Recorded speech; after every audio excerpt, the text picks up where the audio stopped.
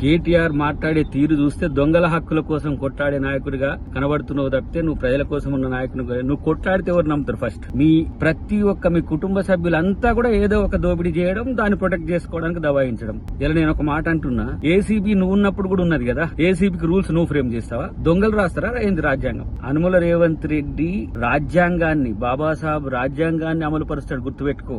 నీలాంటి దొంగలకు, దబాయింపులకు, లేకపోతే దోచుకొని బాగా ఉన్న దమ్ముతోని ఏదో దన్నుతోని నేనేదో చేస్తా అని చెప్పి వాళ్ళ నీళ్ళను మభ్యపెట్టినట్టు ప్రభుత్వాన్ని మభ్యపెట్టలేరు, గుర్తుపెట్టుకోండి. ఇలా ప్రజల సొమ్ములు తిన్నోడు డెఫినెట్ గా అరెస్ట్ కావాల్సిందే, జైలు కూడా తినాల్సిందే. మిమ్మల్ని ప్రజల కోసం కొట్లాడమని, ప్రజల కోసం ప్రభుత్వాన్ని నడపమని చెప్తే వీళ్ళ ప్రజల సొమ్మునే దోచుకొని ఇలా ప్రభుత్వాన్ని దబాయిస్తున్నారు, అధికారులను దబాయిస్తున్నారు, ముఖ్యమంత్రిని దబాయిస్తున్నారు. మీ దబాయింపులు దేనికి? మిమ్మల్ని రక్షించుకోవడానికి. మీ వల్ల ఒక్కరికి లాభం లేదు. ఇవాళ ప్రభుత్వం వస్తే మీ నలుగురు బాగుపడ్డారు. ఇప్పుడు కొట్లాడేది మీరు నలుగురే తప్పితే ఇంకొకరు లేరు మీ పక్షాన.